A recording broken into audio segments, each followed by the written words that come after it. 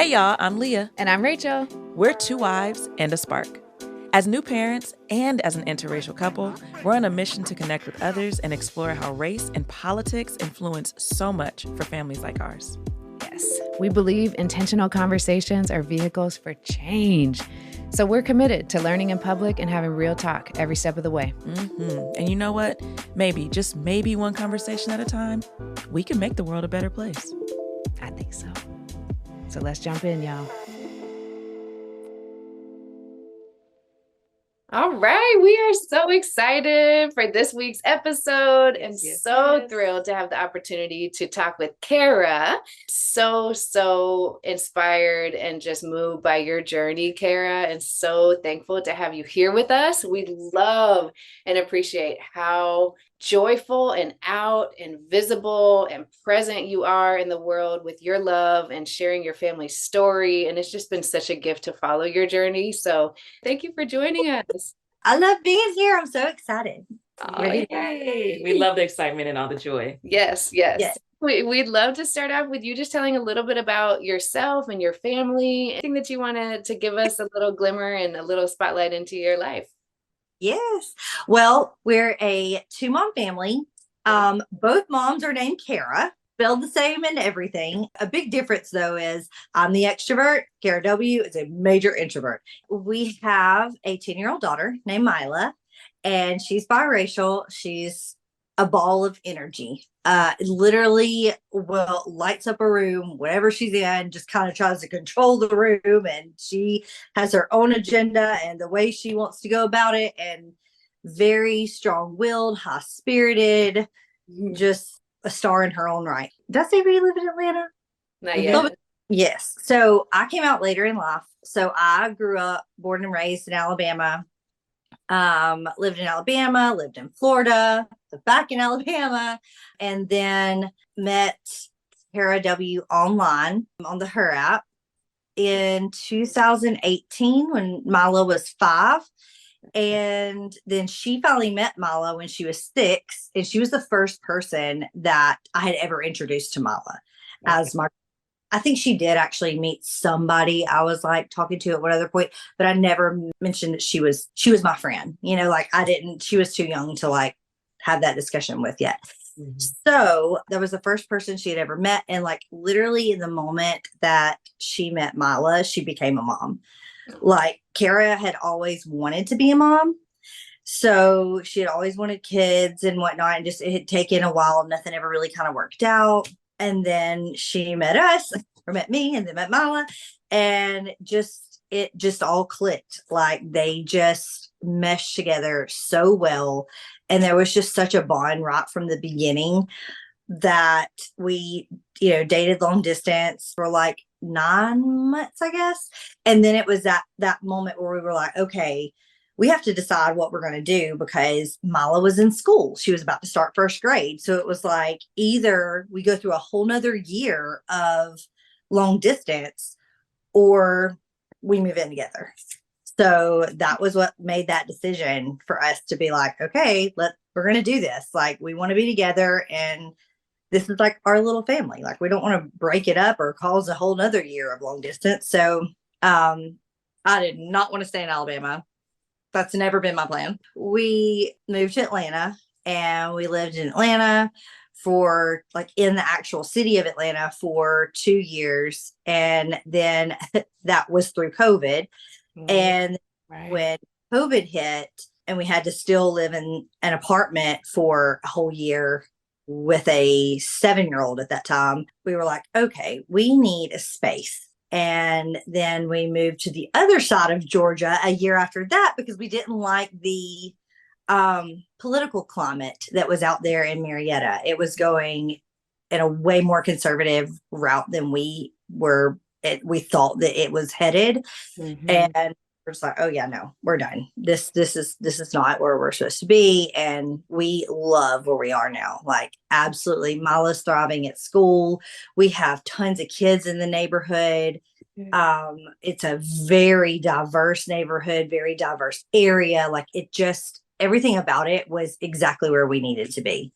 That's such a beautiful journey. And one of the things you said that was that was like, that's the essence of this season, is you didn't like the political climate where y'all were at before. And I imagine especially raising a biracial daughter like that had a number of things to do with it as well. But I am curious just to know, or we both are, just what is it like to be raising a 10-year-old, a biracial 10-year-old right now in this country with the noise, with the politics that are going around, and to be in Georgia? Like, how has that been for both you and for Cara W? It's not easy. I mean, it's not easy as two white women raising a Black daughter. We will never understand. We will never know. We will never feel what she feels in that space on that level. Yeah. As much as we, will advocate and are strong allies and everything else, there's just a level to it that you just won't get. And to the point where Myla's at the age now where she notices that big time, just on a vulnerable level. Like, she has even said, I hope this doesn't offend you both, but like, sometimes I wish y'all were Black. I totally get that. And I get why she would wish that. And like, everybody that she wants to be like her teacher, her coach, her this, her that, she was like, I want a Black teacher. I want a Black coach. And so she is really always like craving more and more and more and more and more representation.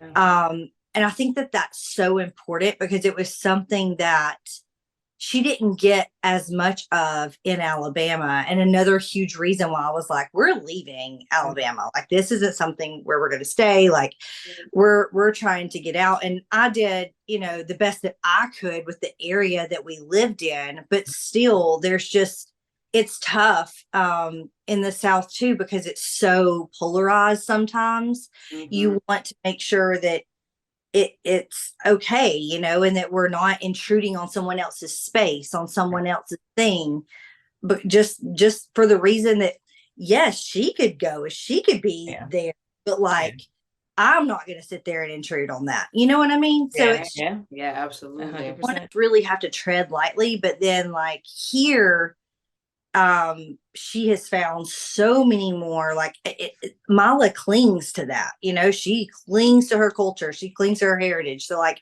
and that was something we wanted to pour into her severely and make sure she understood. And she's just like growing with it leaps and bounds. And it's so, so, so important. And another reason as to why we chose places that we did, because they fit the mold that we were going for. They helped her in her growth and even in our growth, so all of it super important.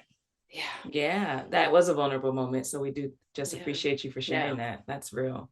And the beauty that I found in that story is the space that y'all have created for her to be honest is a lifelong gift. As a Black woman, there are not many spaces where I feel like I can just be my honest, authentic self, or just say kind of what I'm really thinking. So to already have that within your home as a 10-year-old is a lifelong gift. And I hope she always feels that, you're never going to offend us by speaking on your Blackness, by speaking that and saying like, hey, I need this as a Black girl. I need this.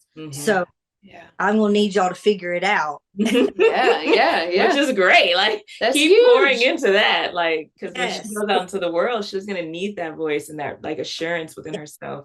And Myla struggles with that a little bit because she's a people pleaser. So like, her friends, she's the type that wants to go and buy everybody ice cream at the school and do everything for everybody and just give and give and give. And we're like, oh, hold on now. You can't let people run over you though. You got to find you got to find your voice. You got to be willing to stand up for yourself and say, hey, no, I don't really want to do that. Or, whatever the case may be that she was going through or struggling with or doesn't like that someone's doing.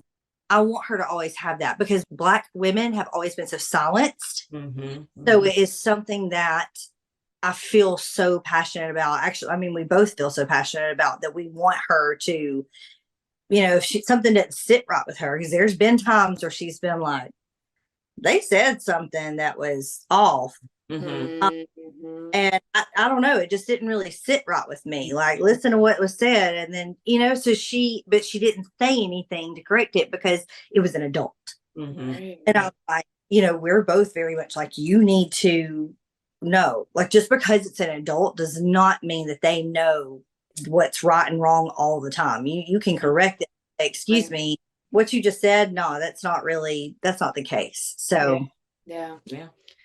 There's so many layers to it, right? And it just speaks to the complexity of parenting in general, but parenting in the LGBTQI plus community, and with the layer of the biracial child aspect, and just the constant learning aspect, right? Of just like, for me as a white woman, being a constant learner and thinking about how can I, even as Ember's one, how do I show up to make sure that I'm creating space to be a learner still, to figure out, because neither of us will ever understand what it's like to be in her shoes, which is such a journey, right? And so I just appreciate how intentional you've been, because it's like double layers of, every parent wants their kid to be safe, but there's like triple layers of extra safety. There's like the baseline safety that every parent wants. And then for us, it's like, okay, we're same-sex parents. There's that layer of safety. How can we make sure that our kid is safe and wherever we're living? And then there's the other layer of biracial, interracial dynamics, right?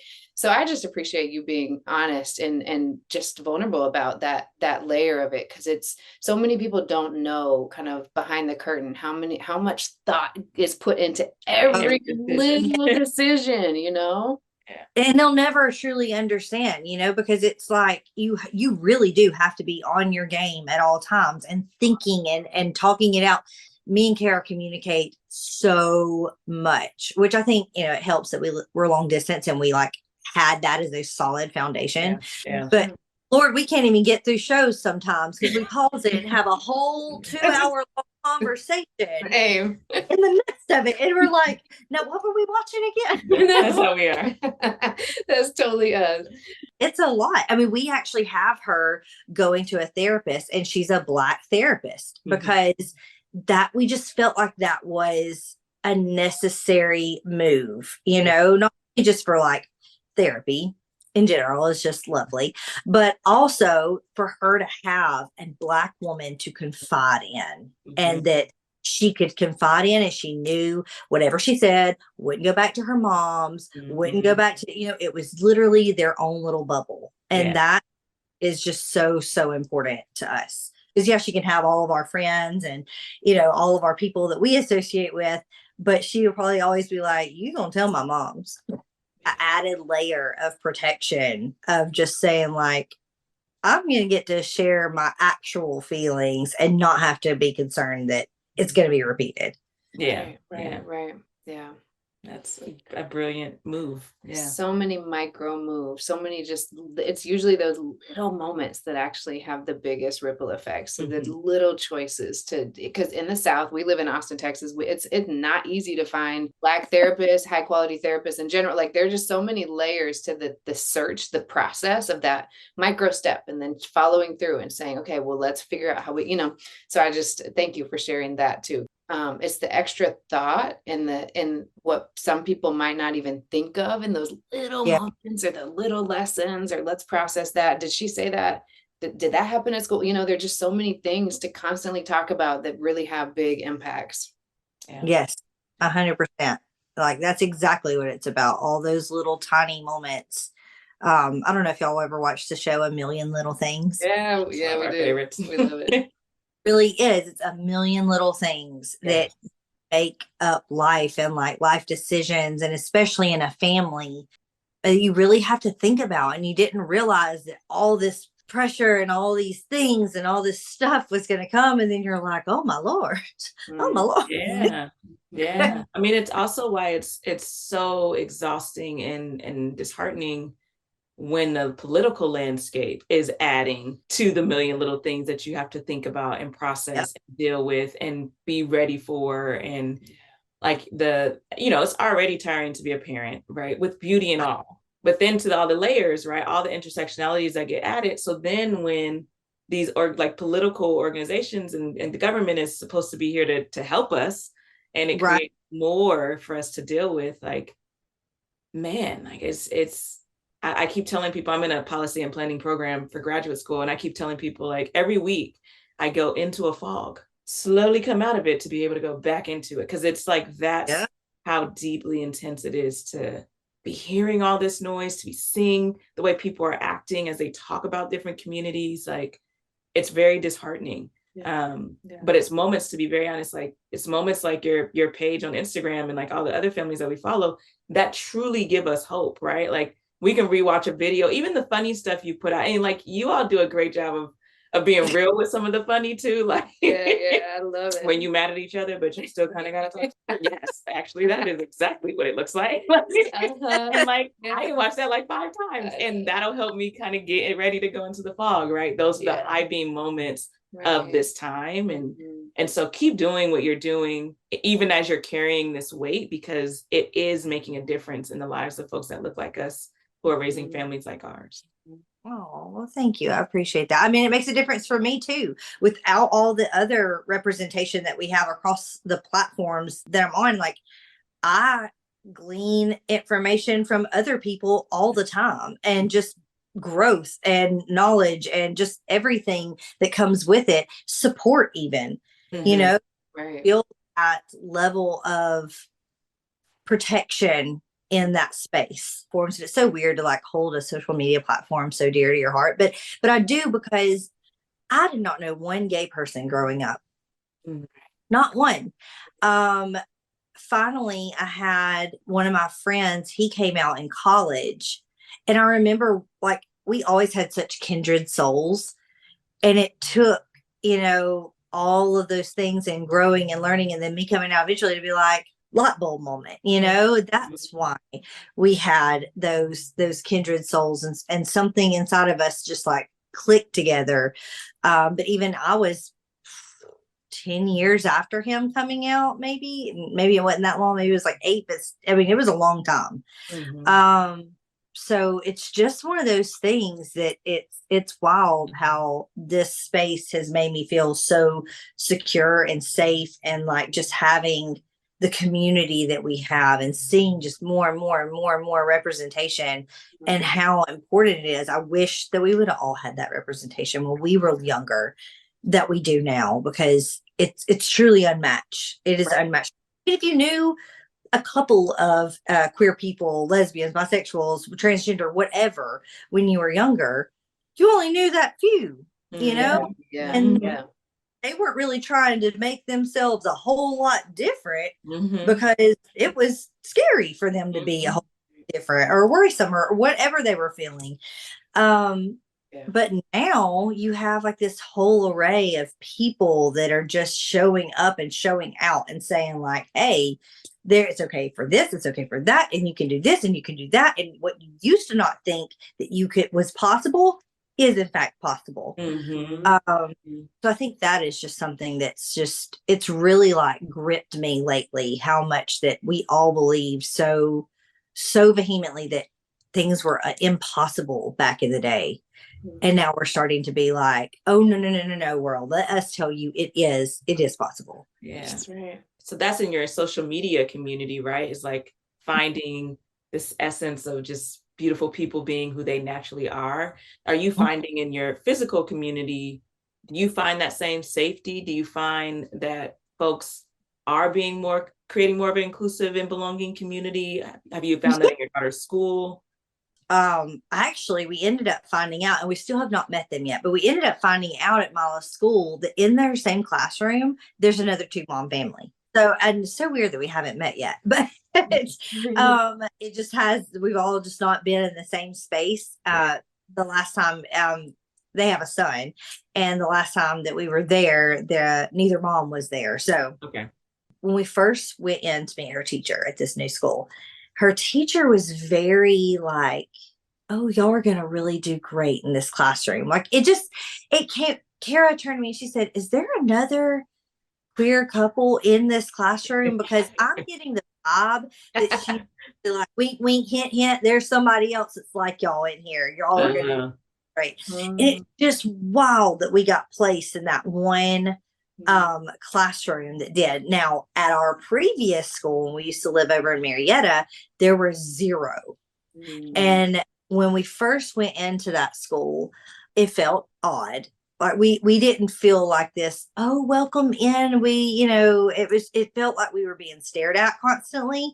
And then 2, this white woman touched Myla's hair the very first day we went. And so we were just like, okay, like, we are not in Atlanta anymore because we had just moved from Atlanta. So you got to think like we had the most knowledgeable people and like the most diverse people and other queer parents there that we were really close friends with. And then to go to nothing, it was just dead as a doornail. So we're like, okay. And like it was literally from that point on. And then we had more and more and more and more and more issues just out of that school. And we just were like, okay. And then, like I said before, the political climate out there, the conservative community was trying to take out a little portion of Marietta and make its own city because specifically they did not like the Black women that had stepped up and started to kind of run the council across that city in that area. So we were like, and it's time to go. Wow. So literally bought a house and within a year sold it and bought another house. Okay. Wow. To our whole like delay of getting married too, because it was just like one of those things where like, we're not going to live here. So yeah, that was wild. Oh goodness. It's just so intense how much, our physical safety is just constantly on it has to be. It's like the baseline of safety. We're constantly grappling with like what equals safety and how much you have to uproot your life, right? That buying and selling a home is not a small thing, right? But it speaks volumes to how important your child's experience and education and all of it. Like there's nothing more important than that experience. And so that just speaks to your parenting in such a profound way. 100%. And just like, even with this, we were very much, it takes us a while to find a home because we are like, what does the diversity in their school look like? What does the neighborhood look like? And we also look for signs, whether it be, and now this neighborhood has an HOA, so they wouldn't allow signs. So we were like, how are we going to tell? But people, it was so crazy. There was one house with a rainbow flag in their window. There was another house with a rainbow flag sitting on their mailbox. Nice. Somebody else had the in this house, we believe they have up close to their house. It was like a sign. It was a sign. I don't know how to get away with certain signs, but not certain signs. I don't know. But anyway, there was just little things that we were like, okay, this seems like, and then all of the neighbors are so diverse. And that was another huge thing to us. Like we kind of got to see everybody once we had come here and visited a million times. And we started seeing people who were like, okay, this is where we're going to go. This is where those are strategies though, right? Strategies for safety, right? We came to visit the neighborhood we live in now multiple times at different points in the day. And the same exact thing, because there's an HOA here too. So we did the same exact thing. Just slowly walk in, kind of looking. Like, I see one over there. You see it? Like, because you are creating, we knew we hadn't had Ember at the time, but we knew we were going to create a family, right? And so it's like, you are thinking about where can I invest, our means, but also create a community that's going to help us raise this human in a safe and loving environment. And it's those moves that really, really matter for our like safety and just for the vibrancy that is us, right? Like we deserve to live in joy and love and community and laughter, and the space in where we put ourselves really, really matters. Right. Because, we have to filter so much. It's just the unconscious ways that we protect ourselves, right? So the last place you want to have to filter is in the presence of your own home. And you're to walk out and get the mail or take your dog on a walk or go on a, bike ride. Like that's the last place you want to have to be thinking about. I know y'all have to deal with it too in the South. Just the other day I was driving in Alabama. And first off, going to Alabama on 20, there is an entire monument thing that I don't know who it is. Some family owns it with all the Confederate flags everywhere. Now, so there's that. Then I get into Alabama and then you have this car that has a Confederate flag on its bumper sticker, on its front tag, and Trump 2024, Trump 20, just stickers everywhere. And I'm just like, this is why, though, it is still scary living in the South. It is people like those people that still exist. They're still here in Georgia and Alabama and wherever, at all these places. Texas, I'm sure y'all still have. Oh yeah. Oh yeah. So there's still so much to look out for in even just all of that sense. Like you can get the safest neighborhood. That doesn't mean back up to what's a not safe neighborhood, Right. you know? Right. That's right. That brings a whole other level of thought when you're thinking like, dang, we're still though living in the South. It's a slap in the face as a reminder every time, I think. Yeah. Like you surround yourself with so many like-minded people or even like-minded neighborhoods, and then you go outside of that and you're like, oh, dang, like that just really exists. That just really happened. That just, Well, this is why we wanted this season to be what it is because we do want people to hear this is not just actual noise. It impacts people's actions, right? So it makes people feel more empowered to put things up like a Confederate flag or a sticker or whatever, right? And then it makes people even more equipped to feel like they can discriminate or to exclude or to not create communities of belonging. And even if things like, our legislators in session right now, even if things don't pass, that energy that it took to get those things out still lives on. We all still have to live through that. Our goal with this season is to just get people to hear from actual human beings whose lives this impacts, right? And understand like, I am you and you are me, right? We are in this together. We're in this world together.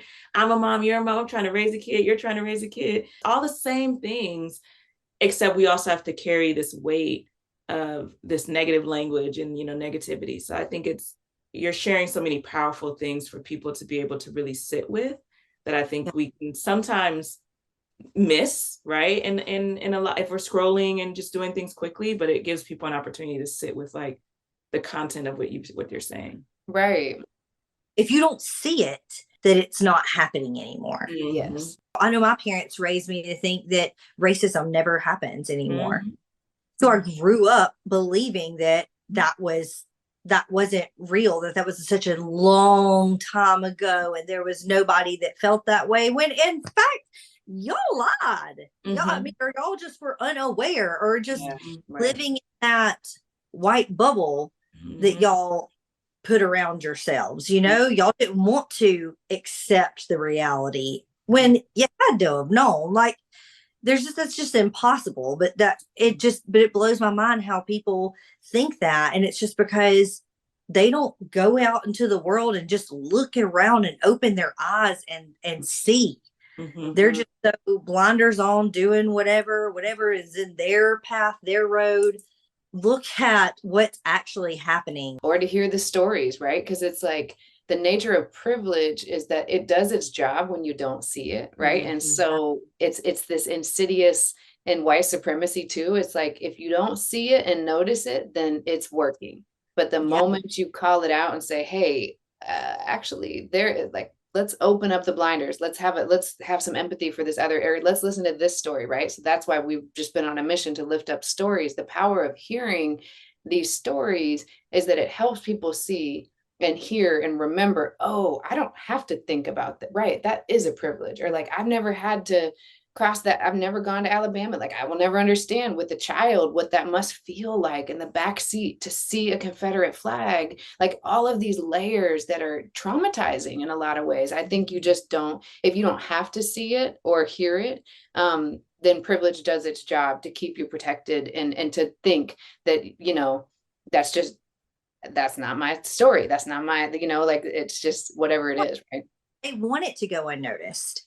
They want to be right at that precipice of as much as we possibly can without it truly being seen, without it truly being blatant. We want y'all to know it's there. It's not, it's more subtle. And if you're not aware or start picking up on certain things being said, being done, being laws being passed, being thrown out, people who are signing off on bills and this and the other, then you start to see people's true colors. Then you start to see, if you are paying attention, you start to see, well, number one, it's not so under the surface layer. It is pretty blatant and bold. You just weren't really paying attention. Yeah, Right. That's right. Yeah, that's right.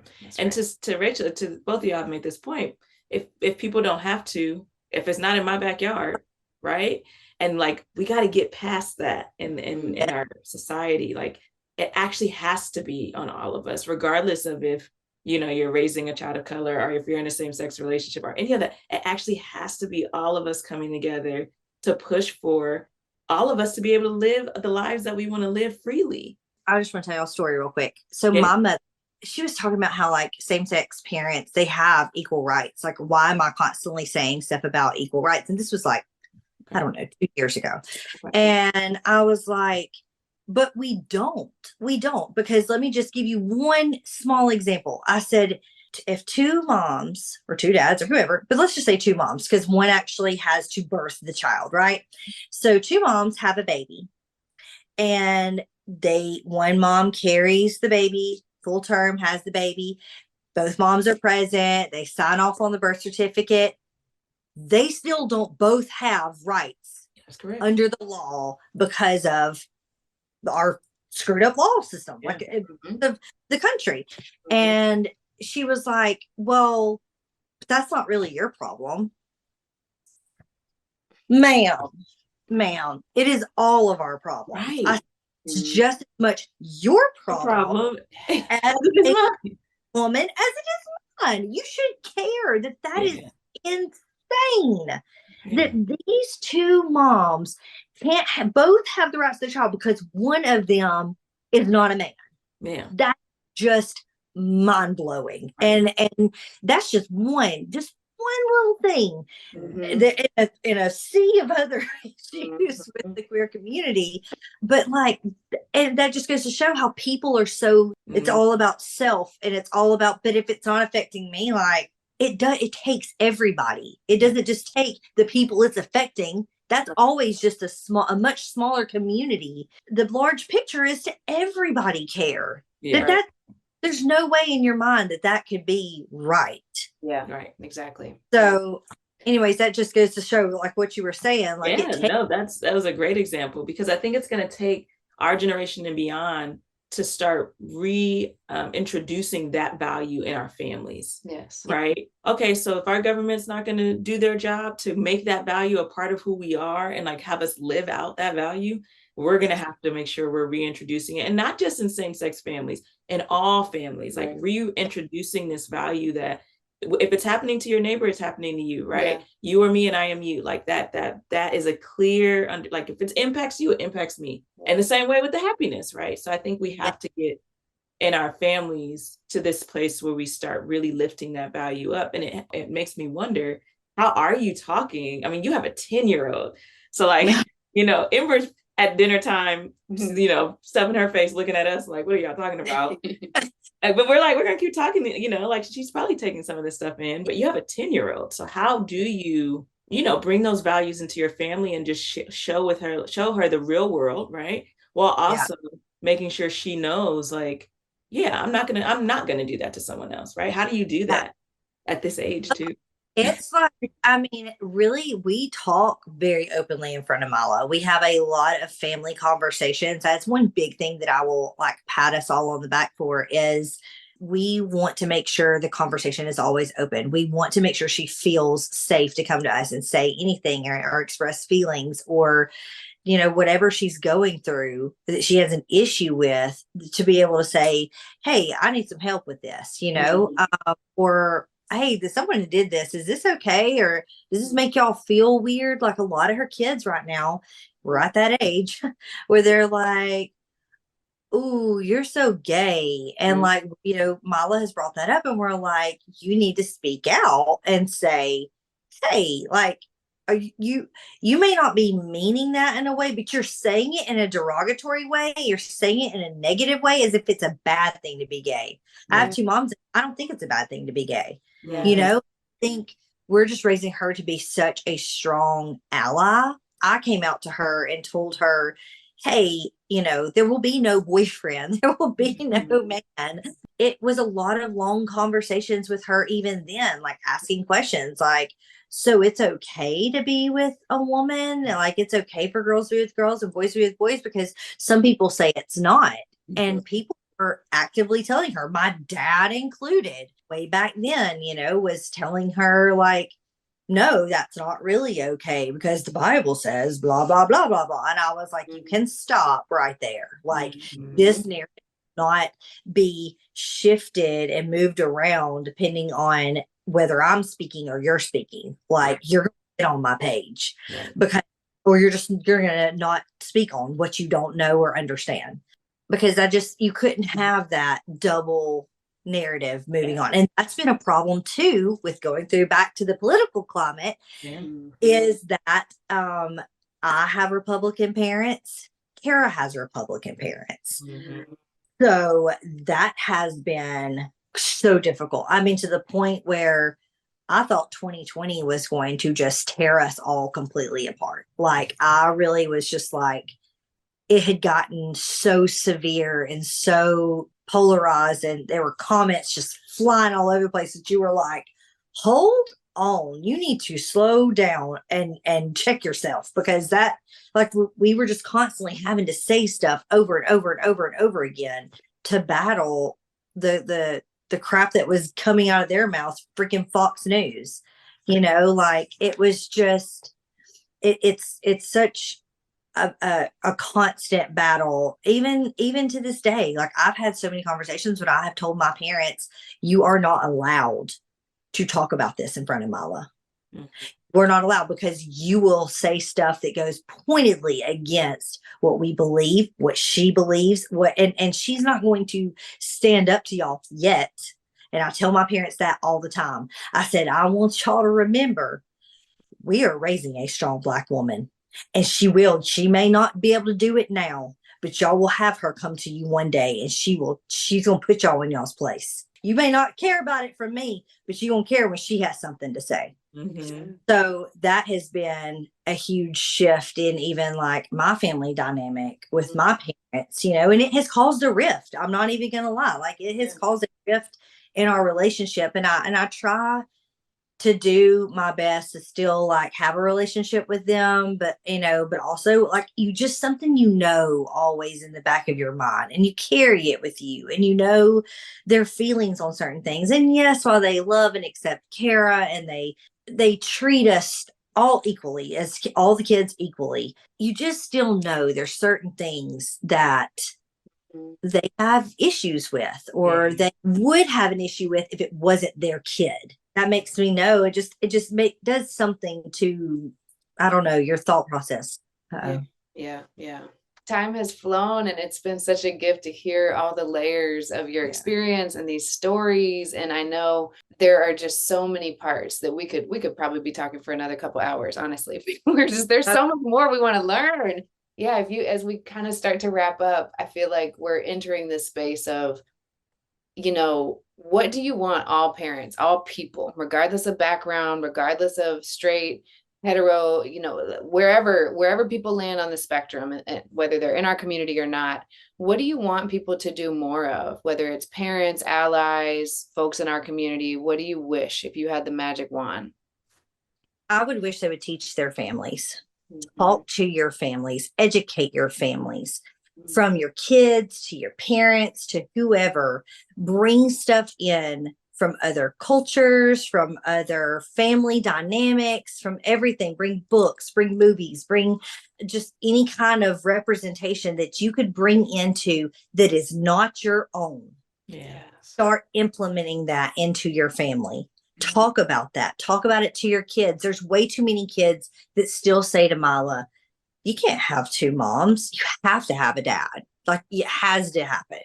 And I think that just goes to show how few families are truly having those conversations with kids, because they feel so, I mean, we all know they passed all those laws because they don't want they think kids are too small. Like, we're families. We're not out here trying to be on OnlyFans. Like, we're families. And that's something that I wish would change so much. Like, if I could help all the families everywhere, like, I would just be like, introduce things from different, like I said, different cultures, different races, different family makeups. All of those things are so crucial and so helpful with every single other family that is going to eventually encounter your family and your children, and the way they respond to us, to y'all, to anybody, and I think that's just the utmost importance. Man, I could not have said that any better than you just did. And I'm like, I really want that to be like the clip of this season. Like that is it. That is the essence of it, right? We want to live in a world where no kid is told that can't be your family. Like that is that is the goal. Right. That and beyond. Right. So right. And I think so many parents are afraid of saying the wrong thing or doing I think a lot of what gets in the way sometimes are people feeling like, what if I mess up, or like, bleh, what if I'm not perfect and I say the wrong thing. And so I just appreciate how vulnerable and real and raw and just how you learn in public. Because I think kids are, all humans are drawn to vulnerability, but kids especially, they're gonna, they pick up on if we're reading a script, or if we're meaningfully saying like, hey, I'm learning with you, let's talk about it, right? Like, you don't have to know everything as a parent. And it's impossible, right? All the time. Like, you don't have to be perfect to parent. Right. There's no such thing. It's impossible. And it does, it takes energy and effort to be visible like you are. So I just want to thank you for putting content out there. And, we're not on social media as much. We're much more present in our physical life, but as we can get on social media, we love and just love all the people that we can who have the energy to put the content out there. But I know it takes so much, you put a lot of thought into what you put out there, and it's not easy. And it takes a lot of courage to be vulnerable publicly a lot. And so thank you for putting your story out there, because it really is a gift to the world. It means the world to me that you have this space where we have these real conversations that get deep. It's a deeper level, because our 15-second clip of a reel, or even a little, this much of a space to write in, sometimes it's not enough, the seriousness or the valuable aspect to really be pushed out there. Having these conversations, is so important to really dig deep down in that and get in the nitty gritty of things and be able to explain things on a whole other level. So I really, really, really, really appreciate it. Oh, well, we appreciate you. This has been an honor, truly. Yes. And please thank Cara and Myla for sharing you with us on your weekend, and for letting us just have a little slice of y'all's life this weekend, because it's been a true gift. Thanks for joining us today, y'all. We'd love to stay connected on Instagram and Facebook, so you can find us at 2 Wives and a Spark, all spelled out. If you enjoyed today's episode, share it with a friend so we can keep the sparks of connection going. If you want access to our episodes as soon as they drop, click that subscribe button. Every rating and review helps others find us, so thank you in advance for letting us know what you think. I'm Leah. And I'm Rachel. Thank you for listening to 2 Wives and a Spark.